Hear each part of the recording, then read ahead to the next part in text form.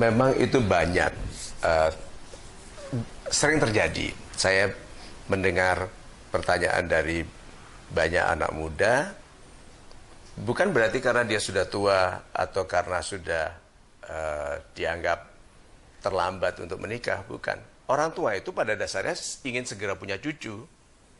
Jadi kalau tidak ditahan-tahan itu anak-anak balita pun sudah mulai ditanya sama ibunya, kapan ini mama punya cucu gitu. Ibu itu ingin sekali, apalagi kalau sudah teman-temannya bawa cucu gitu, itu udah siksaan bagi dia kalau anak putrinya perempuannya belum punya pasangan hidup. Nah, satu, kalau punya kekasih yang baik, ceritakan ke orang tua, tapi tidak dalam bentuk menjanjikan harapan apapun. Tetapi biasakan bicara kepada orang tua bahwa kehidupan cinta kita aktif.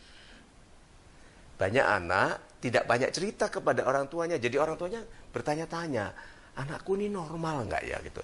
Anakku ini ada terlibat nggak dalam hubungan di mana dia bisa jatuh cinta, di mana dia bisa ketemu dengan laki-laki yang baik? Karena tidak pernah cerita. Nah, kalau sejak kecil, sejak remaja gitu dia bilang, Mam, tadi ada yang naksir aku, gitu, misalnya. Itu ibu tahu, oh berarti anak ini bergaul dalam lingkungan yang lengkap. Ketertarikannya lengkap, bukan hanya sepak bola, bukan hanya nonton film dan lain-lain, tapi lengkap termasuk menyiapkan dirinya bagi pilihan belahan jiwa yang baik. Nah, jadi libatkan orang tua dalam cerita kehidupan kita, sehingga dia merasa tidak, istilahnya tidak ditinggal dalam gelap. Banyak orang tua, terutama kalau kita bekerja di Jakarta atau kuliah di Jakarta, orang tua di daerah, itu mereka dalam kegelapan. Nggak tahu anaknya ini kehidupannya seperti apa. Coba kalau cerita gitu, kadang-kadang bilang, Mam, dari 4 orang ini gitu, yang mana yang paling keren menurut Mami? Kirimkan fotonya Korean boy band itu. Terus dia bilang, jangan yang kanan, terlalu cewek-cewekan gitu. Ya Bu, semuanya nggak ada harapan kok. Nah, libatkan orang tua dalam cerita kehidupan kita, selengkap-lengkapnya termasuk kehidupan cinta. Kemudian, kalau ada teman yang kehidupannya tidak baik karena salah menikah, orang tua juga harus tahu. Jadi tuh mah contohnya gitu kan. Di televisi kan banyak sekali itu infotainment itu, tuh mami paksa-paksa aku lihat itu gitu, mami paksa-paksa aku itu. Nah, tapi itu pendekatan lucu ya, karena orang tua sebetulnya sudah tahu tapi tidak mau tahu, karena dorongan untuk punya cucu itu kuat sekali, karena itu kan meneruskan kehidupan mereka. Nah,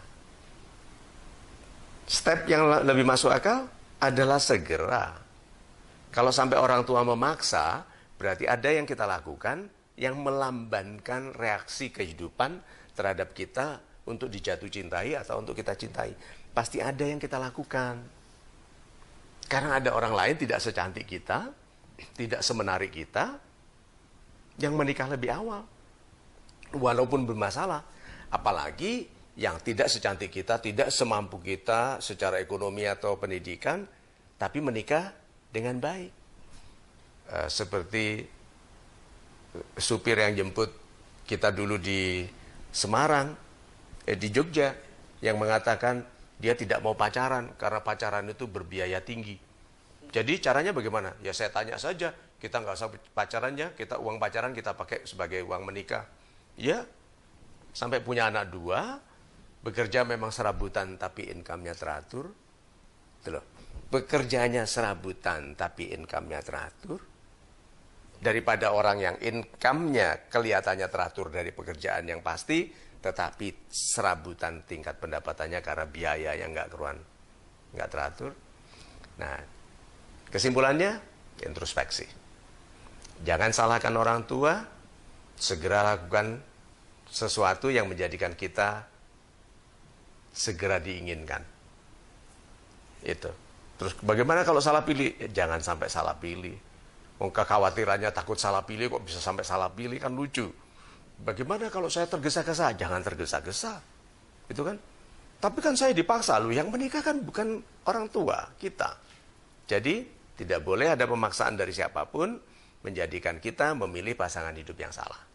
Karena kita yang hidup dalam kehidupan itu. Gitu ya.